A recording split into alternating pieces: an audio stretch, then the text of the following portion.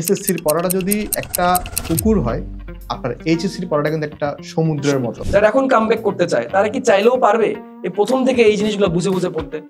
নাম করা কোনো কলেজ না, বাট ওইখান থেকে এসেও হচ্ছে যে বইটা পড়তেছে। বসে বলে না লাল নীল বাতি চাকচিক্য, এটা দেখে কিন্তু অনেকে কিন্তু পরীক্ষা যায়। কিন্তু ওর যে এসএসসি রেজাল্টটা ওইটা শুধুমাত্র ইম্পর্টেন্ট কলেজে ভর্তি পর্যন্ত। আমি জাস্ট অনেক ল্যাব হয় দেখে আমি সেখানে চলে যাবো, এটা কি আমার জন্য ওয়াইজ? আপনার একটা মানুষ ডিফাইন হয় যে তার 5 জন বন্ধু দ্বারা। ফুল সিলেবাসের প্রিপারেশন 8 মাসে নেওয়া সম্ভব। হিমেল, আমাদের তো এইচএসসি 27 ব্যাচ, অর্থাৎ যারা এবার মাত্র এসএসসি পরীক্ষা দিল, এসএসসি 25, তাদের রেজাল্ট আমরা দেখলাম। এন্ড আমরা যেটা দেখলাম, এবার পাশের হার হচ্ছে 68.45%, এবং যেটা কিনা গত বছর থেকে বেশ কম। এবং আমরা এটাও দেখেছি যে এ প্লাসের সংখ্যাটা কিন্তু এবার কমেছে, এবং লাস্ট ইয়ার মানে এই বছর আগের বছর 1,82,000 স্টুডেন্ট এ প্লাস পেয়েছিল, সেটা এবার কমে 1,39,000-এ চলে আসে। অলমোস্ট 43,000 45,000 এর মতো স্টুডেন্ট এবার এ প্লাস পায় নাই। তো এই যে রেজাল্টের যে একটা ধস আমরা যেটাকে বলতে পারি, যদি আমরা জেনেছি যে এবার খাতা দেখা খুব টাইট ভাবে হয়েছে, এবার গ্রেস মার্ক দেওয়া হয় নাই, যেটা 79 সেটা 79 এ রাখা হয়েছে। তো এই যে এই ব্যাপারগুলা এবার আমাদের এসএসসি যে স্টুডেন্ট গুলো সামনে কলেজ আসতেছে, যাদেরকে আমরা এইচএসসি 27 ব্যাচ বলে সম্বোধন করি, অর্থাৎ তারা 27 সালে পরীক্ষা দিবে, বোর্ড পরীক্ষা দিবে, কলেজের বোর্ড পরীক্ষা দিবে, তো তাদের জন্য এটা আসলে কি মেসেজ দেয়? এটা ভাই একটা খুব ভালো একটা পয়েন্ট বলছেন, যে আসলে তাদের এখান থেকে অনেক কিছু শিখার আছে। আমার কাছে যেটা মনে হয় যে তারা এখান থেকে একটা ক্লিয়ার আইডিয়া পেয়ে যাচ্ছে, যে আগেও দেখা যেত যে এইচএসসি তে অনেক হয়তো আপনার এ প্লাসের অ্যামাউন্টটা থাকতো, বাট এইবার তারা যখন এইচএসসি দিবে এটা কিন্তু তাদের জন্য একটা বিশাল চ্যালেঞ্জ হয়ে যাবে। অর্থাৎ এইচএসসি 27 যখন তারা 27 সালে যখন তারা পরীক্ষাটা দিবে, সো এটা কিন্তু তাদেরকে একটা মানে আমি যেটা বলবো একটা প্লাস পয়েন্ট কি, তারা এখন থেকে এটা বুঝে গেল যে না, আমার এখন সিরিয়াসলি পড়াশোনা করতে হবে। Right right. আর আমার কাছে যেটা মনে হয় ভাইয়া, ধরেন এসএসসির পড়াটা যদি একটা পুকুর হয়, আপনার এইচএসসির পড়াটা কিন্তু একটা সমুদ্রের মতো, যদি সে প্রথম থেকে সিরিয়াস না থাকে। বাট এমন যদি হয়, যেটা আমি আমার নিজের লাইফে আমি প্রমাণ পাইছি, যে ডেইলি আমি 5-6 ঘন্টা করে রেগুলার ফার্স্টের দিক থেকে পড়ার চেষ্টা করতাম, আমার না কখনো মানে পড়াটা প্রেশার ফিল হয় না। এই জিনিসটা দেখা গেছে আমি রেগুলারলি পড়তেছি, রেগুলারলি পড়লে আসলে পড়াটা খুব বেশি প্রেশার হয় না। সো আর অনেকেই যেটা হয় যে প্রথম দিকে লুজ দেয়, পরে আসলে ওয়ান শট দিয়ে কভার করতে চাই, বাট এটা কিন্তু তাদের ক্ষেত্রে আসলে হবে না। ওয়ান শট দিয়ে কভার করার দিনটা আসলে চলে যাচ্ছে, যে কথাটা আমরা রিসেন্টলি 26 ব্যাচের ক্ষেত্রে বলছিলাম। 26 ব্যাচের স্টুডেন্ট, তোমাদের হচ্ছে এসএসসি, তোমাদের ছোট ভাইদের কাছ থেকে শিক্ষা নেওয়া দরকার যে পরীক্ষা কিন্তু এখন আগের মতো নাই। তুমি যে আমাদের এই যে পডকাস্টটা শুরু হওয়ার আগে তুমি একটা কথা বলতেছিলা হিমেল, যে এসএসসি রেজাল্টটা একটা প্যাটার্ন ফলো করে, যে ভালো হতে থাকলে রেজাল্ট খালি ভালো, তুমি যে কথাটা বলতেছিলে। এন্ড যখন একটু রেজাল্ট টাইট হওয়া শুরু করে, টাইট বলতে যেটা বুঝাইলাম যে একটু কঠিন হওয়া শুরু করে, তখন কিন্তু সকল বোর্ড পরীক্ষাতেই কঠিন হতে থাকে এবং ধাপে ধাপে কঠিনই হতে থাকে। তার মানে আমরা এটা ধরে নিতে পারি যে সামনে পরীক্ষাগুলো কঠিন হবে। সো এইচএসসি 26 ব্যাচ যারা এবার যারা অলরেডি সেকেন্ড ইয়ারে উঠে গেছে, তাদের জন্য এটা কঠিন হবে। তার মানে 27 ব্যাচের জন্য এটা কি হতে পারে, আরো কঠিন হতে পারে। তো এটা তুমি একটা ঠিক কথাই বলেছো, যে যারা এবার পরীক্ষা দিল তাদের জন্য একটা মেসেজটা কিন্তু তার কাছে চলে গেল, যে তোমরা কলেজে উঠলে তোমাদের কলেজের রেজাল্ট কিন্তু আরো কি হইতে পারে, কঠিন হইতে পারে, সহজের টাইমটা আসলে নাই। আমার কাছে যেটা মনে হয়, করোনাকালীন সময়ের কারণে স্টুডেন্টরা যে গ্রেসটা পেত, ছাড়টা পেত পরীক্ষার ক্ষেত্রে, সিলেবাস কমাই দেওয়া হইলো, শর্ট সিলেবাস করা হইলো, খাতা দেখার বেলায় যেটা মনে হয় আর কি, এটা তো আসলে বোর্ড ভালো জানে, বাট যথেষ্ট পরিমাণ ছাড় দেওয়ার চেষ্টা করেছে। আমার মনে হয় সেই সময়টা আর থাকতেছে না। তো যে কথাটা তুমি বলছিলা, স্টুডেন্টরা আসলে এখন একটু সিরিয়াস হওয়া দরকার, যে সামনের টাইমটা একটু কঠিন হতে যাচ্ছে, রেজাল্টটা একটু কঠিন হতে যাচ্ছে, সুতরাং এখন থেকে তারা এখন আরো একটা জিনিস আমার কাছে যেটা মনে হয় ভাইয়া, মানে এখন যে খাতা যেভাবে দেখতেছে, আসলে পয়েন্ট টু পয়েন্ট লিখতে হবে। ধরেন আমাকে একটা জিনিস জানতে চাইছে, আমি শুধু যদি খাতা যদি ফিল আপ করে আসি, তাহলে কিন্তু ব্যাপারটা হচ্ছে না। আর এটা আমি কখন পয়েন্ট টু পয়েন্ট লিখতে পারবো, যদি একটা টপিক সম্পর্কে আমার একদম ক্লিয়ার আইডিয়া থাকে। এক্স্যাক্টলি। আগে একটা জিনিস ছিল কি, যে সূত্র পড়ে গেলাম, একটু করে বুঝে গেলাম, জিনিসটা হয়ে গেল। বাট আমার কাছে এখন যেটা মনে হয়, স্টুডেন্টের জন্য প্রতিটা টপিকের কনসেপ্টটা ক্লিয়ার করে একদম ম্যান্ডেটরি হয়ে দাঁড়াইছে। যদি সেটা ক্লিয়ার করে যেতে পারে। আর আমার কাছে আরেকটা জিনিস ভাই মনে হয়, যে এসএসসির সাথে এইচএসসির একটা বিশাল পার্থক্য হচ্ছে, এসএসসিতে না খুব একটা বিস্তারিত আসলে পড়ার টপিকগুলো নাই, তো স্টুডেন্ট একটু বোরিং ফিল করতো। বাট এইচএসসিতে সেই সুযোগটা আছে, যে একটা টপিকের কিন্তু একদম শুরু থেকে জিরো থেকে অ্যাডভান্স লেভেল পর্যন্ত যাওয়া যায়। মানে এতে কিন্তু মানে একটা শিক্ষাও যেটা আনন্দের বিষয়, সেটা কিন্তু সে এইচএসসি দেশে বোঝা স্টার্ট করে। বাট এটা আসলে তাদের কাছে আনন্দের, ধরেন যারা শুরু থেকে যারা একটু পড়াশোনাটা করতে পারে। এবং আরেকটা জিনিস আমার কাছে ভাই, আপনাকে আমি প্রশ্ন কিন্তু করবো, যে একটা সাবজেক্টে ধরেন কয়টা বই পড়ে, এটা আমরা আসবো জিনিসগুলোতে, বাট অনেকে দেখা যায় যে শুধু বই কিনতেছে বা বই পড়তেছে, ওইটা আসলে কিন্তু ভাই তাদের জন্য প্যারা হয়ে যায়। অবশ্যই এটা কিন্তু সিস্টেমেটিক ওয়েতে আসলে পড়তে যে স্টুডেন্টরা, আমি যদি এবার সেকেন্ড ইয়ারের কথাটা এই কারণে তুলছি বারবার, কারণ সবসময় বেস্ট ওয়ে হচ্ছে ইমিডিয়েট সিনিয়রের কাছ থেকে শেখা। যে আমার পরের ব্যাচ যে আছে, মানে আমার আগে যে পরীক্ষা দিবে তার কাছ থেকে শিক্ষা নেওয়াটা বেশি ইজি, কারণ তাকে পাওয়া যায়। যে তুমি যে কথাটা মাত্র বললাম, এটা টোটালি এগ্রি করি যে সেই স্টুডেন্টে বুঝে পড়তে পারে যে স্টুডেন্ট শুরু থেকে শুরু করে। যে স্কুল লাইফের বইয়ের থেকে কিন্তু কলেজের বইয়ের পড়া কিন্তু অনেক বেশি। স্কুলে যদি আমি একটা বই 2 বছর ধরে পড়ি, লাইক আমি যদি আমার বায়োলজির কথাই বলি, বায়োলজিতে কিন্তু 14টা চ্যাপ্টার তারা 2 বছর ধরে পড়েছে। বইয়ের সাইজটাও কিন্তু কলেজের তুলনায় ছোট, এবং কলেজে এসে 2টা পেপার হয়ে যাচ্ছে, first paper second paper, chemistry first paper chemistry second paper, biology first paper biology second paper, এবং এক একটা পেপারে আছে 12টা করে চ্যাপ্টার, টোটাল 24টা চ্যাপ্টার। কেমিস্ট্রির চ্যাপ্টার 5টা 10টা, আবার এক একটা চ্যাপ্টার তো আই থিংক 3 গুণ বড়। হ্যাঁ, মানে যেটা হয় এসএসসি তে থাকে কেমিস্ট্রিতে 12 চ্যাপ্টার, এইচএসসি তে 10 চ্যাপ্টার। অনেকে মনে করে পড়া মনে হয় কমে গেছে। না, আগে থেকে অনেক বেড়ে গেছে। আমার মনে হয় কি কিছু ক্ষেত্রে মনে হয় 7 থেকে 8 গুণ পড়া বেড়ে গেছে। এই পড়ার মজার বিষয়টা কি আমার কাছে যেটা মনে হয় যে এসএসসি তে অনেক কিছুই কনসেপ্ট ক্লিয়ার করে না, ধাম করে এনে দেওয়া হয়েছে। মানে আমি বায়োলজিতেই দেখি যে দ্বিতীয় চ্যাপ্টারটা জীবকোষ ও টিস্যু, সেই জীবকোষ ও টিস্যুর মধ্যে মাইটোকন্ড্রিয়া যে টপিকটা, ক্লোরোপ্লাস্ট যে টপিকটা, এর মধ্যে এমন কিছু লাইন লিখেছে যে লাইনের ব্যাখ্যা ওরা পুরো স্কুল লাইফে পায় না, কলেজ লাইফে সিলেক্ট করতে। ও আচ্ছা, এটাই সে এন্ডোসিম্বায়োসিস, যেটার কথাই মনে হয় আমার স্কুল লাইফে বলছিল, যে যদি একটা ব্যাকটেরিয়া হয়তো বা ঢুকে পড়েছিল, সেটা কালের বিবর্তনে মাইটোকন্ড্রিয়া হয়ে গেছে, বাট ওই সময় এটা বোঝেই না এসএসসি লাইফে। তো কলেজ লাইফের মজা জিনিসটা এটাই যে পড়াটা একটা সুনির্দিষ্ট প্যাটার্নে আগায়। সো কেউ যদি শুরু থেকে বুঝে পড়ে, সিলেবাস অনেক বড়, আই এগ্রি, 7 থেকে 8 গুণ 10 গুণ, বাট এই সিলেবাসের প্যারাটা তখন হয় না, কারণ এটা সুন্দর রিদমে আগাইতে থাকে, ওই রিদম অনুযায়ী ম্যাচ করতে থাকে। ও আচ্ছা, এটা আগে পড়ছিলাম, এইভাবে এটা আসছে। সেটা তো তখনই একটা স্টুডেন্ট পারবে যখন সে প্রথম থেকে কি করবে, পড়াশোনা শুরু করবে। এখন ইমিডিয়েট সিনিয়রের কথা এই কারণে বলছিলাম, 26 ব্যাচ যারা এতদিন পড়ে নাই, যারা এখন কামব্যাক করতে চায়, তারা কি চাইলেও পারবে এই প্রথম থেকে এই জিনিসগুলো বুঝে পড়তে? একটু ফাস্ট আগাতে হবে, রাইট? অসম্ভব এখনো পসিবল। মানে আমি যেটা মনে করি যে ধরেন এমন যদি হয় যে 26 বেচছে, বাট সে ফার্স্ট ইয়ারে অত পড়ে নাই, বাট এখনো আসলে তার স্ট্রং ভাবে কামব্যাক করা পসিবল।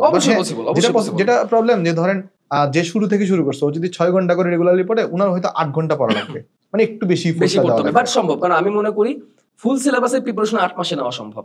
জি ভাই, 8 মাসের বেশি টাইম এখন কিন্তু স্টুডেন্ট আছে, হয়তোবা টেস্ট পরীক্ষার পরে চলে যাবে, বাট 8 মাসের বেশি সময় কিন্তু স্টুডেন্ট তার বোর্ড পরীক্ষার আগে পাবে। বাট তাকে প্রেশার নিতে হবে বেশি। কারণ আমার 27 ব্যাচের বাচ্চাদের ক্ষেত্রে আমার তো এটাই কোশ্চেন, যে তুমি কেন লাস্টের মোমেন্টে মানে প্রেশার বলতেছ। বাট আমরা কিন্তু এটা এনকারেজ করতেছি 27 ব্যাচতে, যে যেন তারা শুরু থেকে যেন একটু রেগুলারলি পড়াশোনাটা করে, ডেইলি 5-6 ঘন্টা করে পড়লে কিন্তু আমার কাছে যেটা মনে হয় মোর দেন এনাফ, যে এটা তার আসলে জিনিসটা কভার হয়ে যাবে।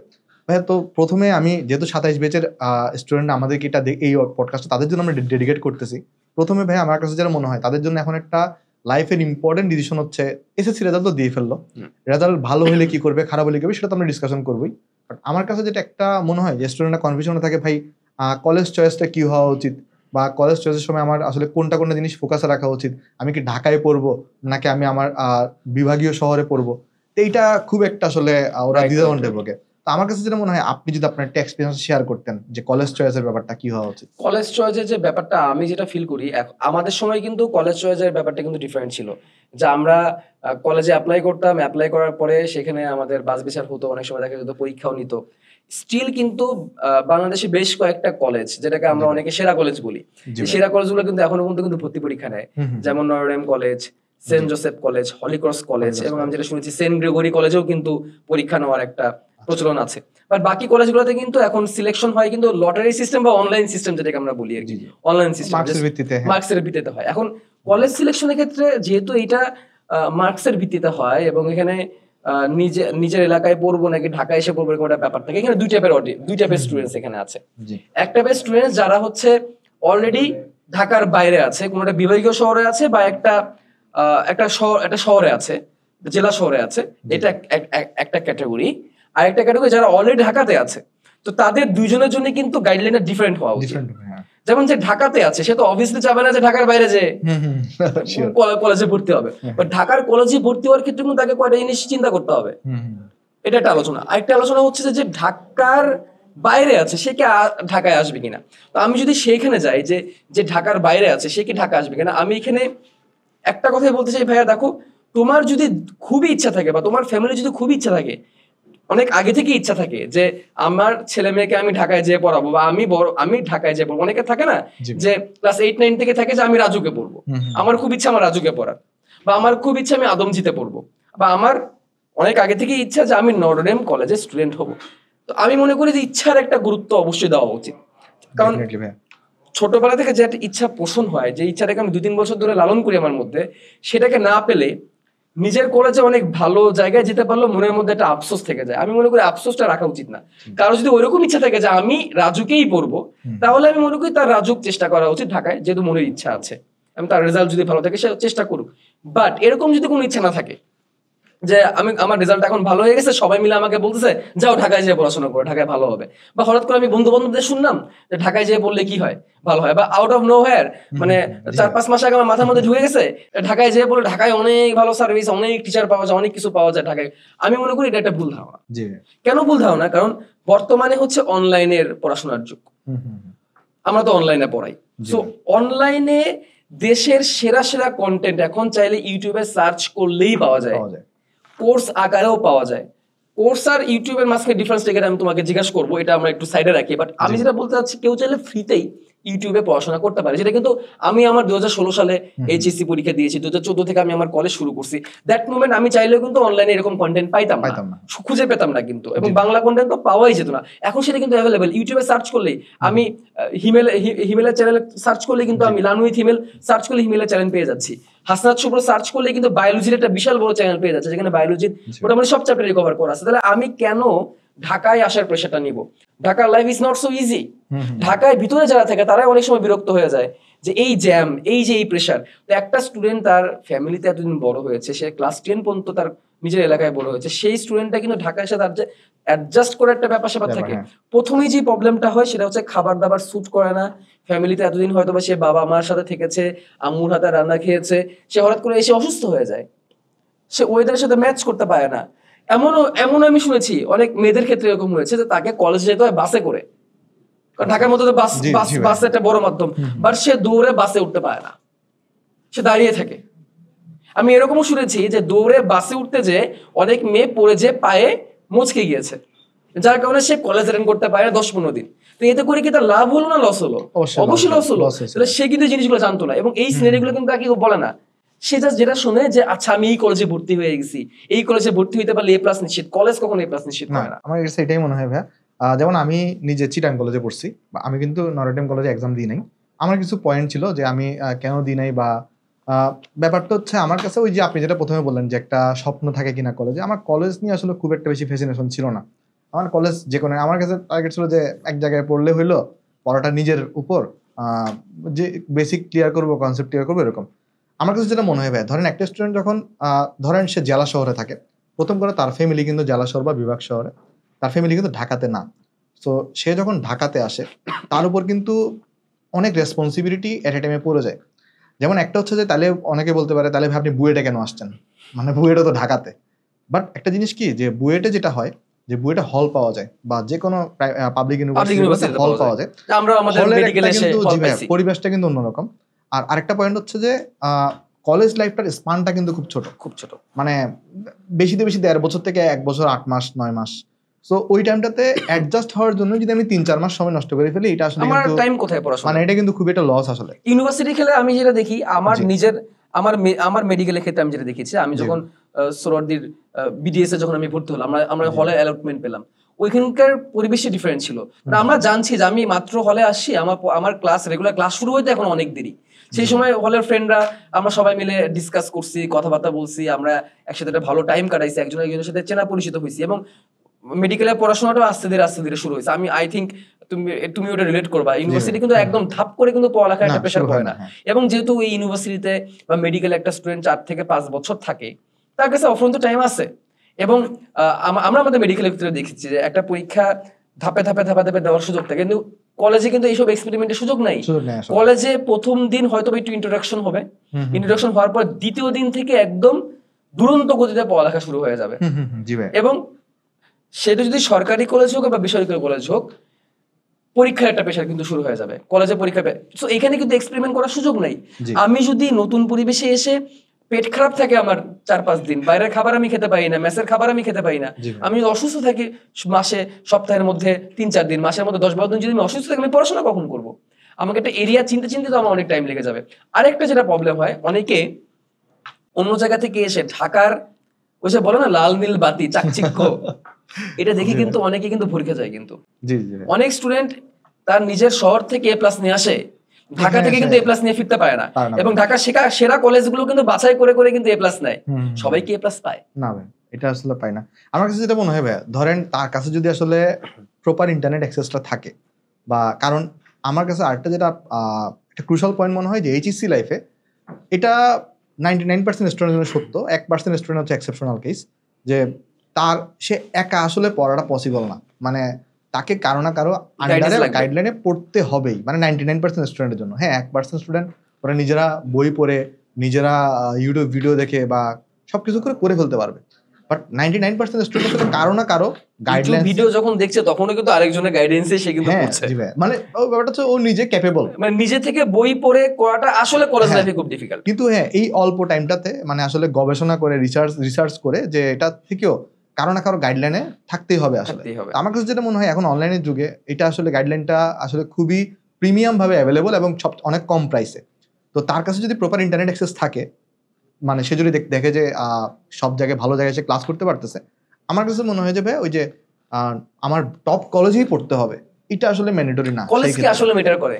আমার কাছে মনে হয় যে ম্যাটার করে না ভাইয়া, কারণ আমি একদম অনেস্ট কথা যে আমি অনেক আমার পরিচিত ফ্রেন্ড বড় ভাইদের দেখছি, নাম করা কোনো কলেজ না, বাট ওইখান থেকে এসেও হচ্ছে যে বুয়েটে পড়তেছে। যেমন আমার একটা বুয়েটে ফ্রেন্ড ট্রিপলিতে পড়ছে, ও হচ্ছে রাজশাহী ছিল, খুবই প্রত্যন্ত থেকেও পড়ে এসেও মানে কিন্তু বুয়েটে চলে আসছে জিনিসটা।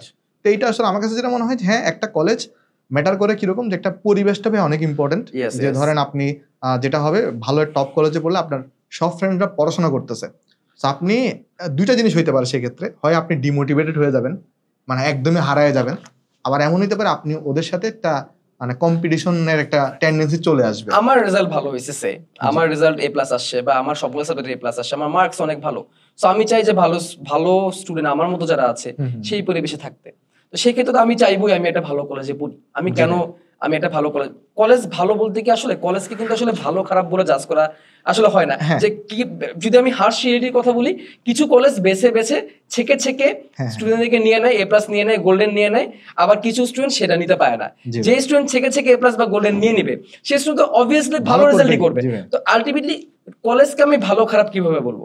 এখন হ্যাঁ, কলেজের ব্যাপারটা, কলেজের রেগুলার ক্লাস হওয়া, কলেজের ল্যাব হওয়া, এগুলো একটা ব্যাপার থাকে, কিন্তু সেইখানেও কিন্তু আমি কতটুকু সেটাকে কাজে লাগাতে পারছি। আমার কলেজ অনেকগুলো ল্যাব নিয়ে নিচ্ছে, আমার কলেজে রেগুলার ল্যাব হচ্ছে, বাট সেটা আমি যদি নিতেই না পারি, আমি জাস্ট অনেক ল্যাব হয় দেখে আমি সেখানে চলে যাবো, এটাকে আমার জন্য ওয়াইজ?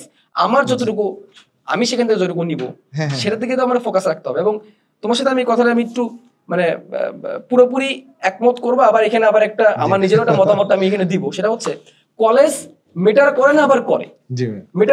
মেটার করে না, কারণ কি যে স্টুডেন্ট ভালো রেজাল্ট করে সে কিন্তু তার নিজের পড়াশোনা চাপেই করে। কিন্তু আমাদের সাথে অনেক স্টুডেন্ট আছে, আমাদের মেডিকেলে MBBS BDS সব দিকেই অনেক স্টুডেন্ট আছে যারা ঢাকার কোনো ভালো কলেজে পড়ে নাই, এবং দেখা যায় কি অনেক মেডিকেল বা ভার্সিটিতে গেলে, ঢাকা ভার্সিটিতে গেলে দেখা যায় ম্যাক্সিমাম স্টুডেন্ট কিন্তু ঢাকার বাইরে থেকেই আসে। তো ঢাকার বাইরে থেকে সে তো কিন্তু নিজের পড়াশোনা করে কিন্তু এখানে আসছে। বাট এটাও সত্য, নরডেম কলেজে বা হলিক্রস কলেজে, হলিক্রসের ক্ষেত্রে দেখা যায় যে একটা সেকশনের 3 ভাগে 2 ভাগ মেয়েই মেডিকেলে চান্স পেয়ে গিয়েছে। নরডেম কলেজে দেখা যায় একটা সেকশনে সে 120 জন বা 130 জন স্টুডেন্ট আছে, তার মধ্যে 50-60 জন বুয়েটে চান্স পেয়ে গিয়েছে, মেডিকেল চান্স পেয়ে গিয়েছে। সো এটা কেন হচ্ছে? এটা হচ্ছে প্রথমত ওই যে একটা কারণ যে তারা ছেকে ভালো স্টুডেন্টকে নিচ্ছে, এবং আবার পরীক্ষা নিয়ে সেই স্টুডেন্টগুলোকে নিচ্ছে। 2 নম্বর ব্যাপারটা হচ্ছে এনভায়রনমেন্ট। অবভিয়াসলি নরডেম কলেজে ভালো টিচারের সার্ভিসটা পাচ্ছে, ভালো টিচারের কথাটা আমরা প্রথমেই বলে দিলাম। অনলাইনে ভালো টিচার পাওয়া এখন কঠিন কিছু না, অনলাইনে এখন ঘরে বসে ভালো টিচার পাওয়া যায়। সো যেই স্টুডেন্টরা নরডেম কলেজে ভালো টিচার পাচ্ছে, হয়তোবা আমি নরডেম কলেজের সাথে আমাদের তুলনা করছি না, সেই টিচার অলওয়েজ রেসপেক্টেড, বাট হ্যাঁ সেই কাছাকাছি বা কিছু ক্ষেত্রে দেখা যেতে পারে যে অনেক ভালো কন্টেন্ট কিন্তু ঘরে বসে অনলাইনে একটা স্টুডেন্ট পাচ্ছে। তাহলে পার্থক্যটা হচ্ছে এনভায়রনমেন্ট। মানে আমার স্যারটা আপনাকে ইন্টারাপ্ট করতেছি জিনিসটা, আরেকটা যেটা মনে হয় ভাই, মানে আমি একটা লাইন পড়ছিলাম একবার যে আপনার একটা মানুষ ডিফাইন হয় যে তার 5 জন বন্ধু ধরা, মানে ধরেন আপনার হচ্ছে যে সে কাদের সাথে মিশতেছে, ওর ওইটাকে যদি এভারেজ করেন দেখা যাবে ওর একটা বৈশিষ্ট্য পাওয়া যাবে।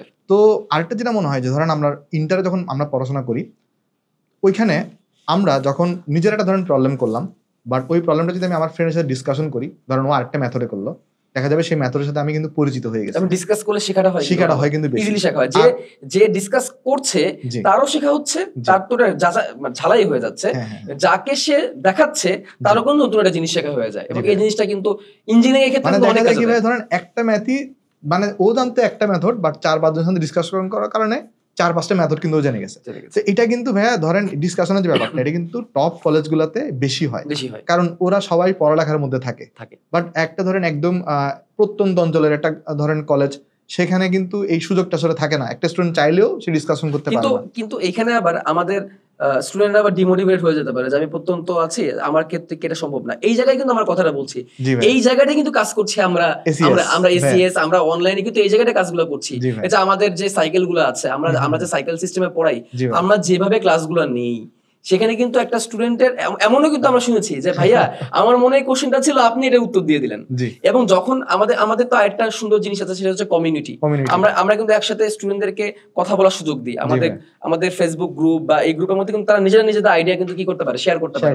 সো যে জিনিসটা ভালো কলেজে পাওয়া যায়, ভালো একটা এনভায়রনমেন্ট, একটা কম্পিটিশন, সেই জিনিসটা কিন্তু আমাদের প্রত্যন্ত অঞ্চলের স্টুডেন্টরা কিন্তু পেয়ে যাচ্ছে। সো এইখানে আমার কোশ্চেনটা, তুমি ঢাকার মধ্যে না এসেও ঢাকার কোয়ালিটি সার্ভিস এখন অনলাইনে পাচ্ছ। আমি তো প্রায় দেখি যে আমাদের 27 ব্যাচে যে স্টুডেন্ট গুলা, গুটি কয়েক স্টুডেন্ট যে ক্লাস করা শুরু করেছে, এই যে 800-1000 স্টুডেন্ট ক্লাস করা শুরু করেছে, তারা যে কোশ্চেন গুলা করে, এমন কোশ্চেন দেখে আমি অবাক হয়ে যাই। ওদের তো কিছু ক্লাস হয়েছে, কয়েকটা ক্লাস করা শুরু করেছে, ওদের কোশ্চেন দেখে আমি অবাক হয়ে যাই, ও এত সুন্দর সুন্দর কোশ্চেন করতেছে।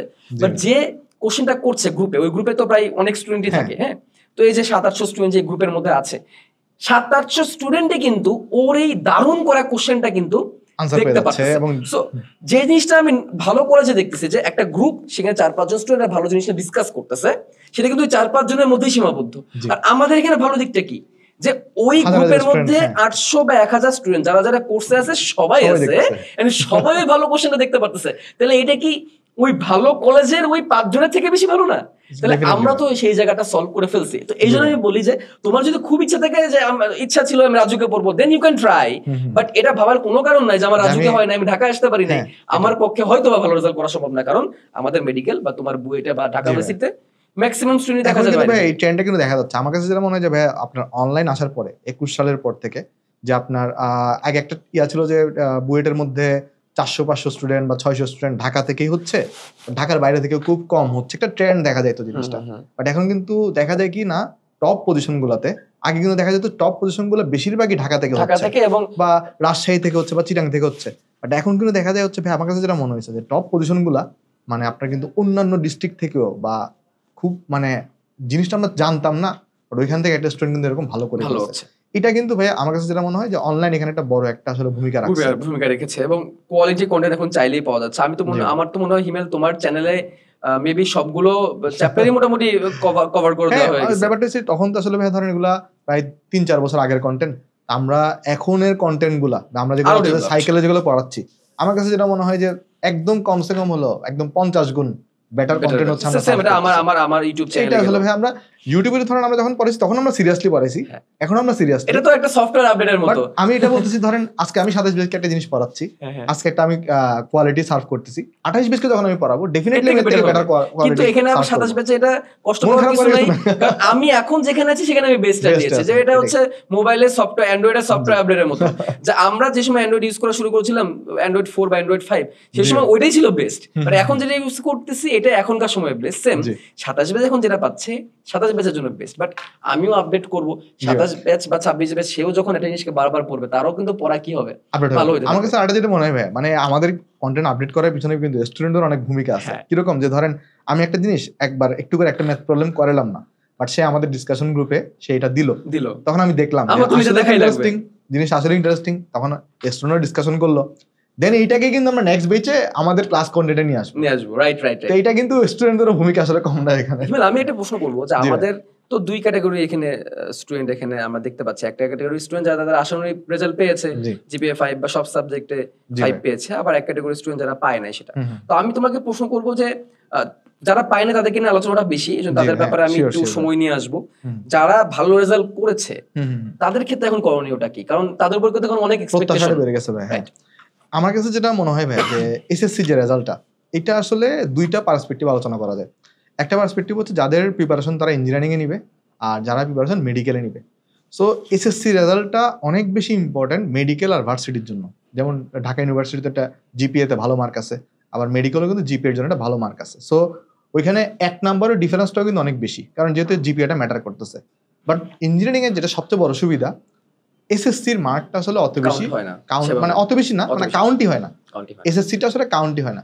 মানে ব্যাপারটা হচ্ছে যে ওর ইঞ্জিনিয়ারিং যদি সে পার্সপেক্টিভ থেকে চিন্তা করি, তাহলে হচ্ছে আপনার ইঞ্জিনিয়ারিং পয়েন্ট অফ ভিউ থেকে ওর যে এসএসসি রেজাল্টটা, ওইটা শুধুমাত্র ইম্পর্টেন্ট কলেজে ভর্তি পর্যন্ত। That's a very important point, কারণ এটা আমাদের পয়েন্ট অফ ভিউ থেকে যদি এটা কিন্তু আমাদের স্টুডেন্টদের অনেকেই কিন্তু এটা জানে না। অনেকে এটা ভাবে যে আমি এসএসসি তে রেজাল্ট খারাপ করে ফেলেছি, আমার হয়তো আর বুয়েটে প্রিপারেশন না হবে না। অনেকেই কিন্তু এটা জানে না। খুবই একটা মিসকনসেপশন যে এসএসসির যে রেজাল্টটা, এটা আপনার ওর বুয়েটে যদি পরীক্ষা দিতে যায় বা ইঞ্জিনিয়ারিং পরীক্ষা দিতে যায়, এটা আসলে ম্যাটারই করে না। ওর ইঞ্জিনিয়ারিং এর পরীক্ষাটা দিতে পারবে কিনা, ইঞ্জিনিয়ারিং এ তো আসলে জিপিএটা এরকম কাউন্ট হয় না। ইঞ্জিনিয়ারিং এ বেসিক্যালি যেটা হয় যে ও পরীক্ষার জন্য এলিজিবল কিনা, যে পরীক্ষায় হলে বসতে পারবে কিনা, সেটা কিভাবে কাউন্ট হয়, যে এইচএসসি রেজাল্ট থেকে কিন্তু কাউন্ট হয় অ্যাকচুয়ালি। সো এইচএসসি রেজাল্টটা কিন্তু important engineering point of view থেকে।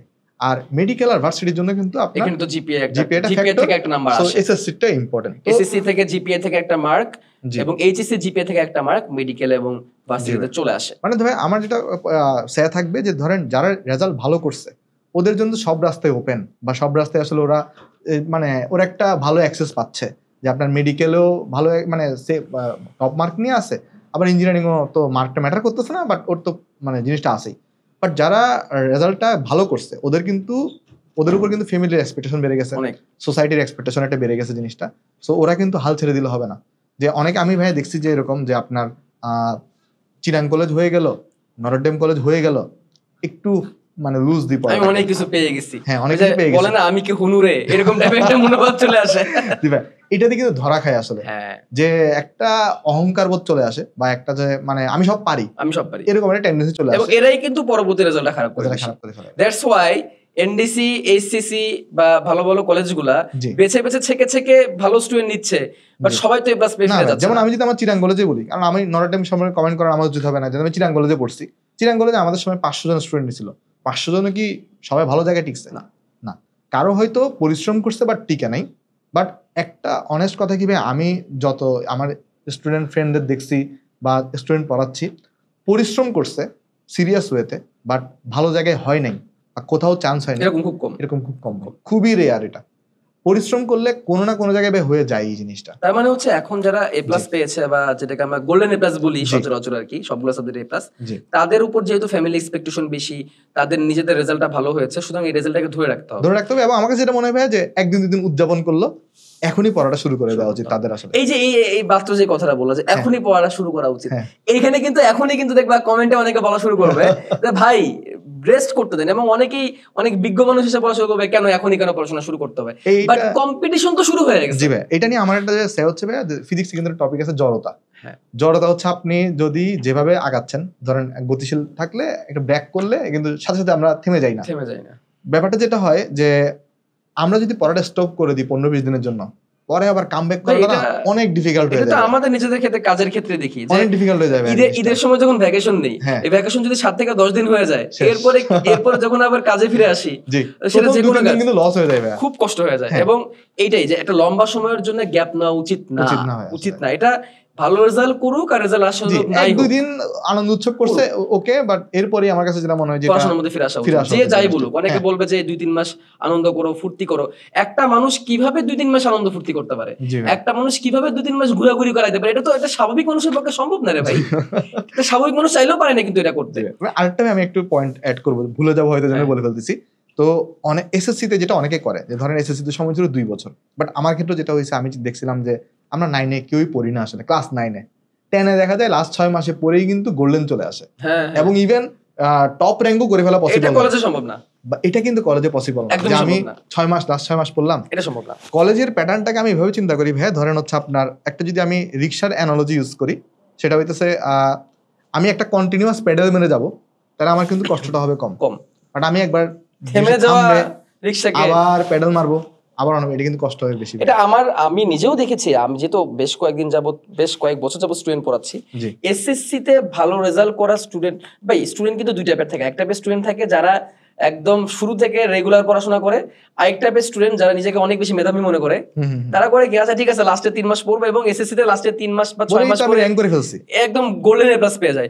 ভাই এই জিনিসটা এই স্টুডেন্টদেরকে কলেজে খুব বেশি ব্যাকফায়ার করে এবং এরা কলেজে খুব খারাপ রেজাল্ট করে। ধরেন থাকে এরকম ভালো করে, এরকম ধরেন 1000 এর মধ্যে 20-30 জন, মানে সেটা তো এক্সাম্পল হিসেবে, কিন্তু সেটা এক্সাম্পল হতে পারে না, এটা একটা এক্সেপশন। আমার কাছে যেটা মনে এখন একটু যারা রেজাল্ট খারাপ হয়েছে ওদের কিন্তু আমাদের ডিসকাশন করা উচিত। যারা রেজাল্ট আশানুরূপ হয় নাই, আমি তাদের জন্য যেটা বলবো, এই তো কয়েকদিন আগে আমি যখন আমার মোহাম্মদপুরে যে আমি অফলাইনে কোচিং এ যখন আমি ওইখানে আমি বায়োলজি পড়াই, তো ওইখানে একটা ছেলে 27 ব্যাচের একটা ছেলে, সে আসছে আমার কাছে, সে রিসেন্টলি ক্লাস করা শুরু করছে, সে আমাকে আসছে গত পরশু দিনের কথা এটা, এসে বলতেছে ভাইয়া আমার তো রেজাল্ট 4 পয়েন্ট সামথিং আসে, আমি সঙ্গত কারণে তার নাম প্রকাশ করবো না, তো আমার রেজাল্ট এরকম 4.7 বা এরকম আসছে, আমি এখন কি করব? আমি তখন ভালো কলেজও পাবো না, আমার তো ইচ্ছা ছিল যে ফিউচারে ইঞ্জিনিয়ারিং নিয়ে পড়ার, আমি এখন কি করব? তো এই যে তুমি যে কথাটা মাত্র বললা যে আসলে কিন্তু ইঞ্জিনিয়ারিং ক্ষেত্রে এই মার্কটা ম্যাটার করে না, তো এখন আমি তাকে কি উত্তর দিব? আমি কিছুক্ষণ ভাবলাম তাকে আমার কি উত্তর দেওয়া উচিত। দেন আমি তাকে বললাম যে তোমার যা চলে গেছে সেটা চলে গিয়েছে ভাই, আমার তো কোনো টাইম মেশিনে নাই যে টাইম মেশিনে যে আমরা আগেরটাকে ফেরত দিয়ে আসতে পারবো, আমাদের কাছে সেটা নাই, কিন্তু আমাদের কাছে সামনের সময়কে কি করার সুযোগ আছে, ইউটিলাইজ করার সুযোগ আছে। তো আমার তার কাছে মেসেজটা এটাই ছিল, তাকে আমি জাস্ট 2টা পয়েন্ট মনে রাখতে বলছি, যে আগে সবকিছু ভুলে যাও, নাম্বার 1 পয়েন্ট, আগের দিন তুমি ফেরত আনতে পারবে না। 2 নম্বর পয়েন্ট হচ্ছে সামনে তোমার কলেজটাকে তুমি খুব সুন্দর করে চুজ করে একদম শুরু থেকে তুমি তোমার গোল নিয়ে আগাও। তোমার কলেজ লাইফে কি হয় সেটা বুঝতে 2-3 মাস টাইম লেগে যাবে, কলেজটার সাথে অ্যাডজাস্ট করতে 2-3 মাসের মতো টাইম লেগে যায়, তারপর থেকে তুমি তোমার ইঞ্জিনিয়ারিং গোল নিয়ে আগাও। যদি সেই ইঞ্জিনিয়ারিং এর জন্য আমার কাছে সাজেশন দিতে আসছিল, বাট আমি তাকে বলেছি যে তুমি এখন থেকে শুরু করো ভাই, তোমার যেটা রেজাল্ট খারাপ হয়ে গেছে সেখানে তোমার আসলে করার কিছু নাই। বাট আমি আমার মেডিকেল পার্সপেক্টিভ থেকেই বলি যে একটা স্টুডেন্ট রেজাল্ট খারাপ করার পরে 4.7 বা 4.5 যদি পায়, মেডিকেলে সে কয়েক নাম্বার একটু হয়তো বা তার একটু কমবে, এটা খুবই অল্প, তার কিন্তু কলেজে জিপিএ 5 পাওয়ার সুযোগ আছে। কলেজে সে যদি জিপিএ 5 পায়, তাহলে এসএসসির কারণে হাতে কোনো 4-5টা মার্ক তার হয়তো বা কাটা যাবে। 4-5 মার্কের জন্য তার আসলে মেইন মেডিকেল ভর্তি পরীক্ষায় একটু হয়তো বা সে পিছাবে, বাট সেখানে সে যদি ভালো করে প্রস্তুতি নেয় এফোর্টটা দিলে কিন্তু হয়ে যাবে, তাহলে কিন্তু তার মেডিকেলের চান্স কেউই আটকাতে পারবে না। আমাদের সাথে অনেক স্টুডেন্ট পড়েছে যার এসএসসি তে জিপিএ 5 নাই, মেডিকেলে সে কিন্তু পড়ছে। আই থিংক তুমিও এগ্রি করবা যে এরকম থাকতে পারে অনেক স্টুডেন্ট, তুমি তো পড়িয়েছো, যে তার এসএসসি তে বা এইচএসসি তে জিপিএ 5 নাই, বাট সেটা ভালো।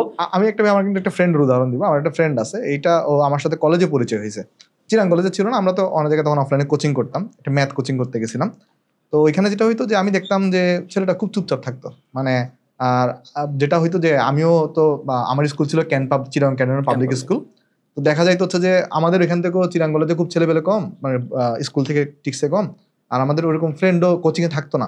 তো দেখা যেত কি আমরা একটু পিছনে বসতাম, যেহেতু আমাদের ফ্রেন্ড সার্কেল এরকম নাই, র্যান্ডম মানুষের সাথে আমাদের বসতে হইতো। আমি একটা ছেলেকে সবসময় লক্ষ্য করতাম, ও কারোর সাথে কথা বলতো না, চুপচাপ মানে ক্লাস ফলো করতো।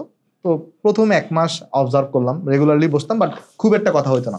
তো পরে একসময় আস্তে আস্তে কথা স্টার্ট হয়েছে, পরে জানতে পারছি কি ও এসএসসি তে মাত্র 4.0 পাইছিল। আচ্ছা, এক্সাক্টটা মানে 4.0 থেকে 4.1 এর মধ্যে, আমার যতটুকু মনে আছে 4 বলছিল আমাকে, ছিল আর কি, হ্যাঁ এ ছিল, যতটুকু মনে আছে 4 বলছে আমাকে।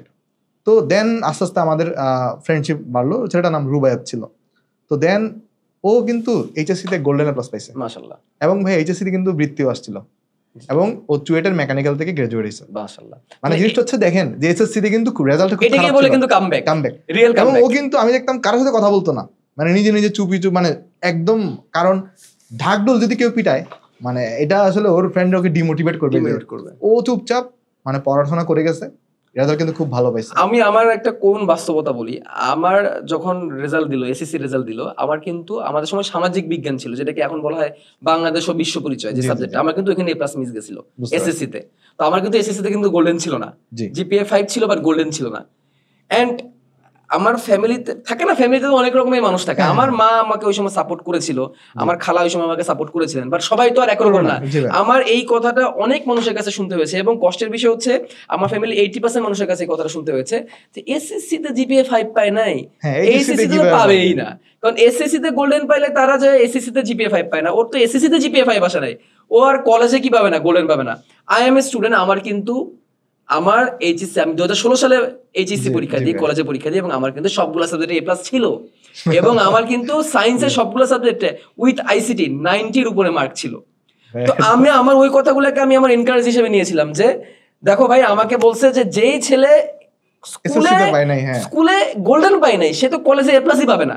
এবং আমি এই গল্পটা আমার ওই অফলাইনে আমার স্টুডেন্টকে আমি বলেছিলাম যে দেখো বাবা, আমাকে কিন্তু এভাবে বলেছিল, আমি তখন তাকে আমার রেজাল্টটা বের করে দেখাইছি, দেখো আমার সায়েন্সের সবগুলো সাবজেক্টে 90-র উপরে করে, এবং বাংলা ইংলিশে আমার 80-র উপরে নাম্বার, এবং আমি কিন্তু সবগুলো সাবজেক্টে এ প্লাস পাইছি। সো ওইটাই ছিল আমার ওই স্টুডেন্টের প্রতি দেওয়া মোটিভেশনটা, যে ভাইয়া দেখো, তোমাকে এখন যারা যারা বলছে তোমার দ্বারা হবে না এরকম যদি বলে, তুমি জাস্ট কথাটা মনের মধ্যে রাখো, তুমি তোমার কাজ করে যাও। এবং তুমি যে গল্পটা হিমেল মাত্র বললা, সেম জিনিস এক্সাম্পল আমার কিন্তু বুঝতে পারছি। এসএসসি তে কিন্তু আমার কাছে যেটা আরেকটা জিনিস যেটা মনে হয় ভাইয়া, যে আসলে গার্ডিয়ানদের কিন্তু রেসপন্সিবিলিটি এখানে অনেক।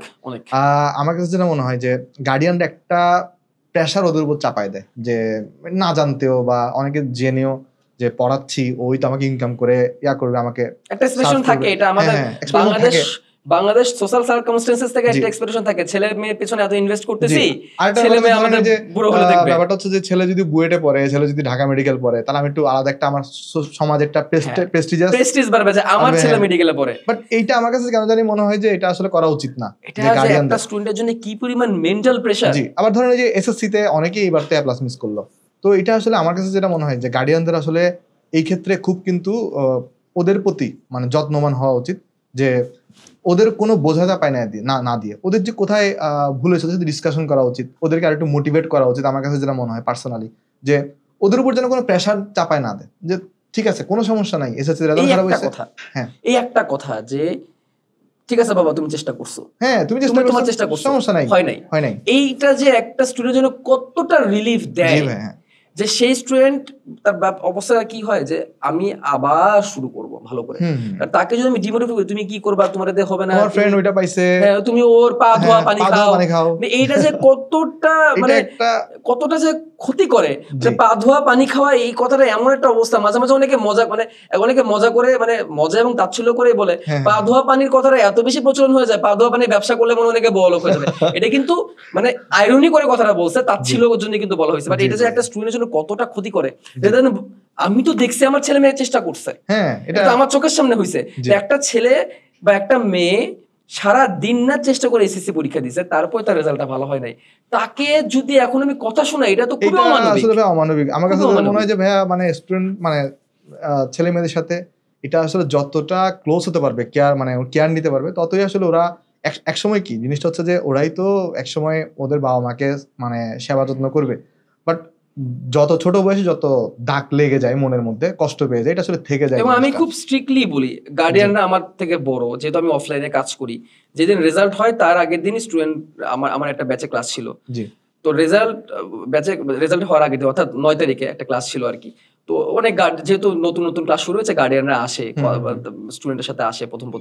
তো ছুটির সময় ওইখানে অনেকজন গার্ডিয়ান ছিলেন, আমি কিন্তু তাদেরকে এভাবে বলেছি, দেখেন আঙ্কেল আন্টি খবরদার, আমি এইভাবেই বলছি, খবরদার, এই ওয়ার্ডটা আমি ব্যবহার করছি, জানি জিনিসটা আসলে বড়দের সাথে এভাবে বলা যায় না, আমি বলছি খবরদার আন্টি বা আঙ্কেল, ওদের সাথে কালকে যাই রেজাল্ট হোক খারাপ ব্যবহার করবেন না, কারণ আপনার খারাপ ব্যবহারে ওর আশা ভরসা এবং ওর মনোবল একদম ভেঙে যাবে। খবরদার ওদের সাথে খারাপ আচরণ করে ওদের মনোবল ভাঙবেন না।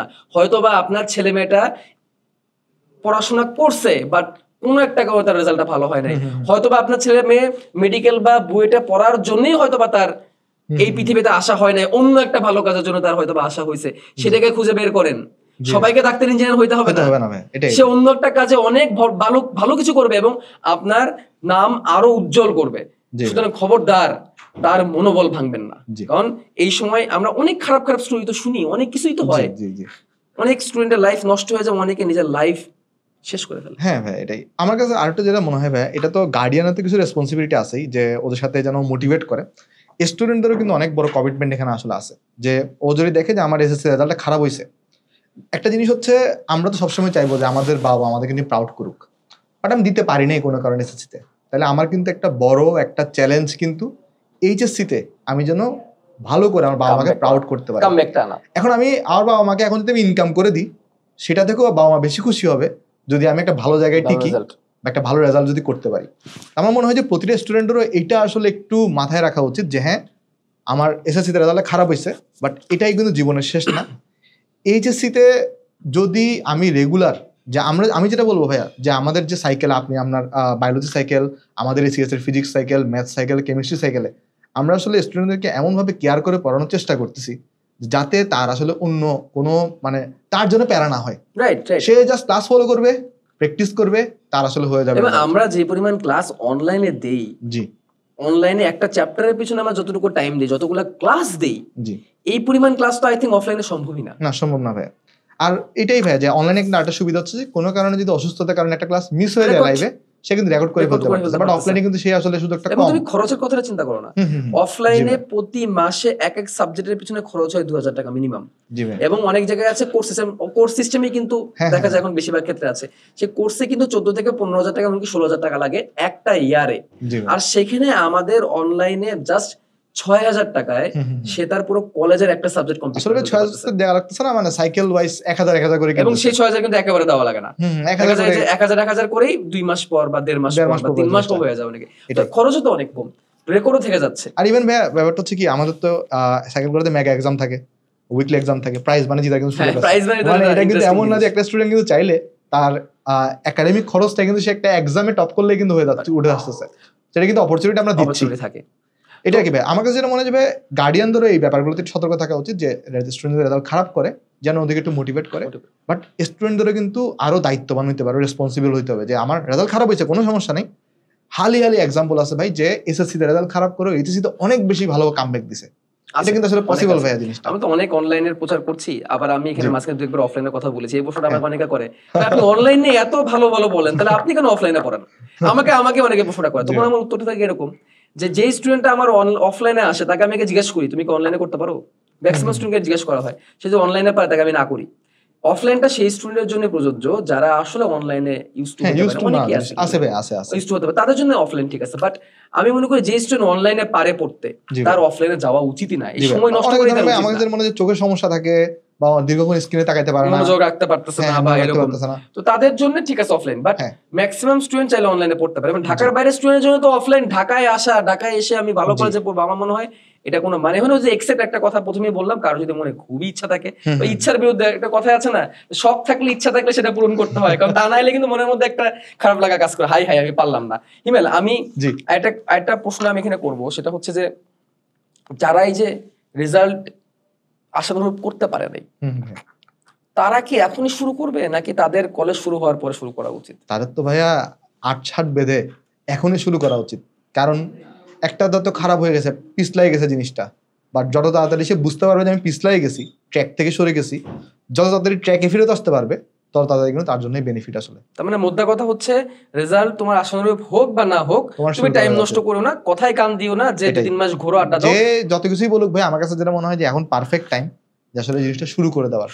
কারণ কলেজ শুরুর আগে যদি সে অন্তত এক চ্যাপ্টারের 70% বা 60% শেষ করে যেতে পারে, সে দেখবেন একটা ভালো কিন্তু একটা ফ্লো পেয়ে যাবে। হ্যাঁ, যেহেতু কেমিস্ট্রি চ্যাপ্টারগুলো বড়, তো কেমিস্ট্রিতে একটা চ্যাপ্টারে 70% শেষ করা মানে অন্য সাবজেক্টের 2-3 চ্যাপ্টার শেষ হয়ে গেছে জিনিসটা। আমি বায়োলজির ক্ষেত্রে একই কথা বলি, যে শুধু কলেজ শুরুর আগে ফার্স্ট পেপার এবং সেকেন্ড পেপার দুটোর একটা করে চ্যাপ্টার যদি শেষ করতে পারে, কলেজে সে অন্যদের থেকে অন্য রকমের একটা ভালো লেভেলের পারফরমেন্স সে পাবে, তার রেজাল্ট সব দিক থেকে আগায় থাকবে, তার কনফিডেন্সটা ভালো থাকবে।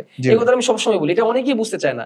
একটা কলেজে যে যদি আমার সেই কলেজ লাইফ কি, কলেজের পড়াশোনা কেমন, এটা বুঝতে যদি 2 মাস সময় চলে যায়, তাহলে আমি আমার তো এই সংক্ষিপ্ত টাইমের মধ্যে 2 মাস সময় এমনি, এটা আসলে ভাইয়া পরে ক্যাচ আপ করতে খুব প্রবলেম হয়ে যায় ভাইয়া। তাহলে এখন যেহেতু আমাদের 27 ব্যাচ, আমরা তো আসলে অনেক গাইডলাইন দেওয়ার চেষ্টা করছি, এবং ভালো রেজাল্ট করলে ওরা কি করবে, খারাপ রেজাল্ট করলে ওরা কি করবে, ওটা আমরা বলছি।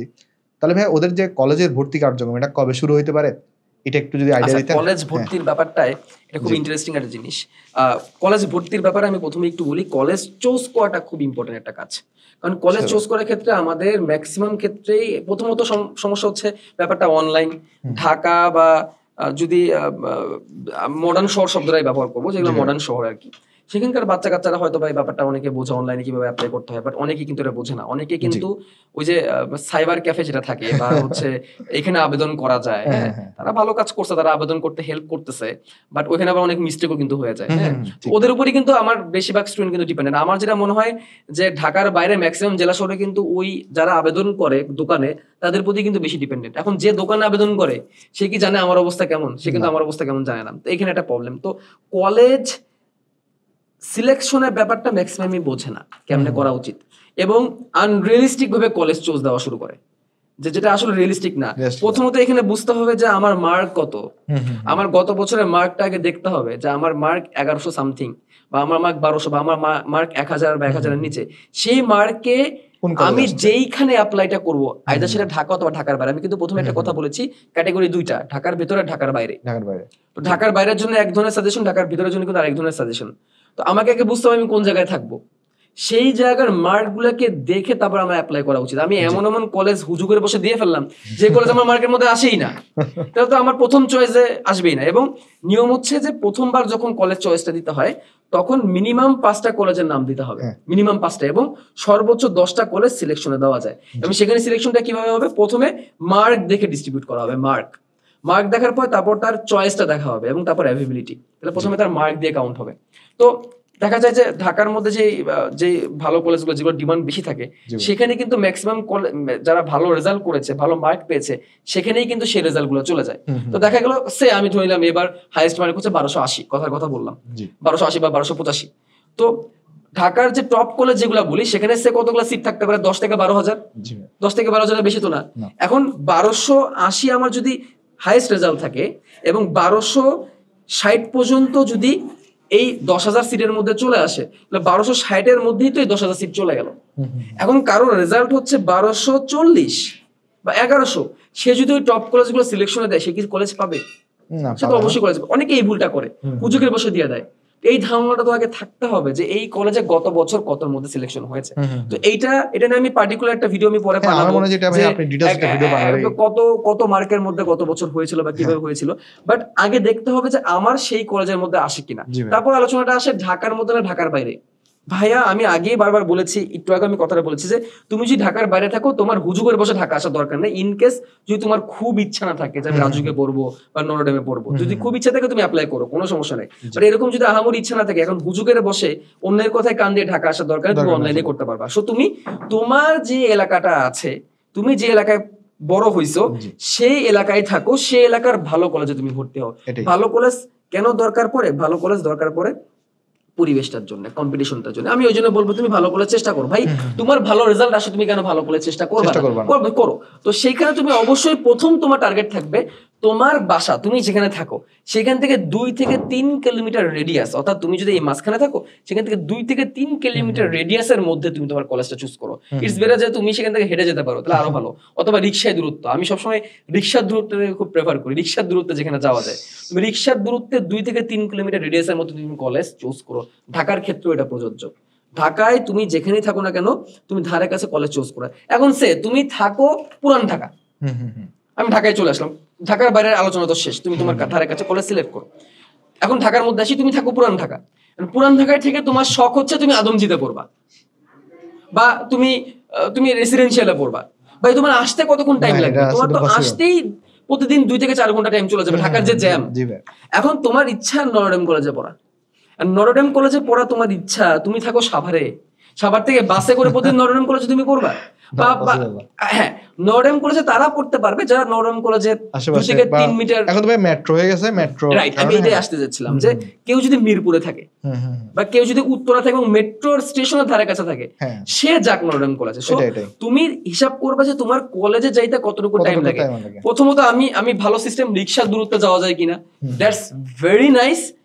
রিক্সার দূরত্বে যদি যাওয়া না যায়, তাহলে তুমি যেটা করো যে যেখানে তুমি যেতে পারবা বাসে 20 থেকে 25 মিনিটের মাঝখানে, অথবা মেট্রো থেকে যদি যাও, যখন মেট্রো থেকে ঢাকার এক মাথা থেকে আরেক মাথায় 30 মিনিটে চলে যাওয়া যায়। এর বাইরে ভাই হুজুকের বসে আমার আদমজিতে পড়তেই হবে, আমার রেসিডেন্সিয়ালে পড়তেই হবে, ভাই এর থেকে ভালো ভালো কলেজ তো আছে, তুমি সেখানে চেষ্টা করো না। তুমি কেন কলেজ চোজের বেলায় এরকম একটা ভুল ডিসিশন নিবা? সো কলেজ চোজ তোমাকে আগে পড়ে রাখতে হবে। কলেজে যখন অ্যাপ্লাই করা শুরু হয়ে যায়, আমি তোমার প্রশ্নে আসতেছি এখন যে কলেজে অ্যাপ্লাইটা আমি কিভাবে করবো।